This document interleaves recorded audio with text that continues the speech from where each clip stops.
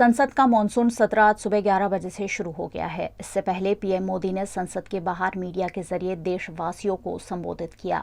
इस दौरान उन्होंने कई मुद्दों पर बातचीत भी की। मणिपुर में 2 महिलाओं को निर्वस्त्र सड़क पर घुमाने के मामले पर प्रधानमंत्री मोदी ने कहा कि मेरा हृदय आज पीड़ा से भर गया है, क्रोध से भरा है। मणिपुर की घटना किसी भी सभ्य समाज के लिए शर्मसार करने वाली घटना है। पाप करने वाले कितने हैं और कौन है, ये अपनी जगह है। मॉनसून सत्र में आप सबका स्वागत है। सावन का पवित्र मास चल रहा है और इस बार तो डबल सावन है और इसलिए सावन की अवधि भी जरा ज़्यादा है और सावन मास पवित्र संकल्प के लिए, पवित्र कार्यों के लिए बहुत ही उत्तम माना जाता है। और आज जब लोकतंत्र के मंदिर में इस सावन के पवित्र मास में मिल रहे हैं तो ये लोकतंत्र का मंदिर ऐसे अनेक पवित्र कार्य करने के लिए इससे बड़ा उत्तम अवसर नहीं हो सकता है। मुझे विश्वास है कि सभी माननीय सांसद मिलकर के इस सत्र का जनहित में सर्वाधिक उपयोग करेंगे।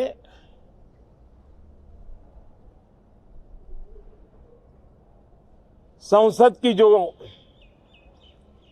जिम्मेवारी है और संसद में हर सांसद की जो जिम्मेवारी है, ऐसे अनेक कानूनों का बनाना, उसकी विस्तार से चर्चा करना बहुत ही आवश्यक है। और चर्चा जितनी ज्यादा होती है, चर्चा जितनी ज्यादा पैनी होती है, उतना जनहित में दूरगामी परिणाम देने वाले अच्छे निर्णय होते हैं। सदन में जो माननीय सांसद आते हैं वो धरती से जुड़े हुए होते हैं, जनता के दुख दर्द को समझने वाले होते हैं और इसलिए जब चर्चा होती है तो उनकी तरफ से जो विचार आते हैं वो जड़ों से जुड़े हुए विचार आते हैं और इसलिए चर्चा तो समृद्ध होती है, निर्णय भी सशक्त होते हैं, परिणामकारी होते हैं। और इसलिए मैं सभी राजनीतिक दलों को, सभी माननीय सांसदों को इस सत्र का भरपूर उपयोग करके जनहित के कामों को हम आगे बढ़ाएं। ये सत्र अनेक रूप से महत्व का भी है क्योंकि इस सत्र में जो बिल लाए जा रहे हैं वो सीधे सीधे जनता के हितों से जुड़े हुए हैं। हमारी युवा पीढ़ी जो पूरी तरह डिजिटल वर्ल्ड के साथ एक प्रकार से नेतृत्व कर रही है, उस समय डेटा प्रोटेक्शन बिल देश के हर नागरिक को एक नया विश्वास देने वाला बिल है और विश्व में भारत की प्रतिष्ठा बढ़ाने वाला बिल है। उसी प्रकार से नेशनल रिसर्च फाउंडेशन, ये बिल एनआरएफ नई शिक्षा नीति के संदर्भ में एक बहुत बड़ा अहम कदम है और इसका उपयोग अनुसंधान को बल देना, इनोवेशन को बल देना, रिसर्च को बल देना और हमारी युवा पीढ़ी जो विश्व के अंदर नए उपक्रमों के द्वारा विश्व का नेतृत्व करने का सामर्थ्य रखती है, उनके लिए बड़ा अवसर देकर के आ रही है। जनविश्वास बिल सामान्य मानवीय के प्रति भरोसा करना, अनेक कानूनों को डिक्रिमिनलाइज करना, इस मुहिम को आगे बढ़ाने वाला ये बिल, उसी प्रकार से जो पुराने कानून है उनको खत्म करने के लिए भी एक बिल में प्रावधान किया जा रहा है। हमारे यहां सदियों से एक परंपरा रही है कि जब विवाद हो तो संवाद से सुलझाया जाए। मीडिएशन की परंपरा हमारे देश की बहुत सदियों पुरानी है। उसको अब कानूनी आधार देते हुए मीडिएशन बिल लाने की दिशा में इस सत्र का बहुत बड़ा उपयोग है, जो अनेक विवादों से सामान्य मानवीय से लेकर के असामान्य संजोगों को भी मिल बैठ करके सुलझाने का एक मजबूत नींव बनाएगा।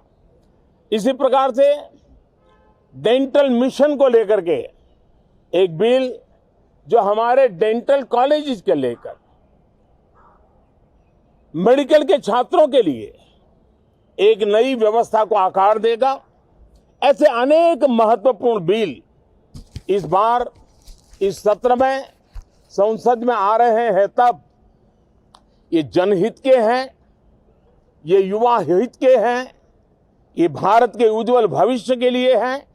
मुझे विश्वास है कि सदन में गंभीरतापूर्वक इन बिलों पर चर्चा करके हम बहुत तेजी से राष्ट्रहित के महत्वपूर्ण कदमों को आगे बढ़ाएंगे। साथियों, आज जब मैं आपके बीच आया हूं, इस लोकतंत्र के मंदिर के पास खड़ा हूं, तब मेरा हृदय पीड़ा से भरा हुआ है, क्रोध से भरा हुआ है। मणिपुर की जो घटना सामने आई है, किसी भी सभ्य समाज के लिए यह शर्मसार करने वाली घटना है। पाप करने वाले, गुनाह करने वाले कितने हैं, कौन है, वो अपनी जगह पे है, लेकिन बेइज्जती पूरे देश की हो रही है।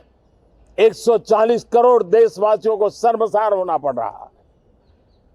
मैं सभी मुख्यमंत्रियों से आग्रह करता हूं कि वे अपने राज्य में कानून व्यवस्था को और मजबूत करें, खास करके हमारी माताओं बहनों की रक्षा के लिए कठोर से कठोर कदम उठाएं।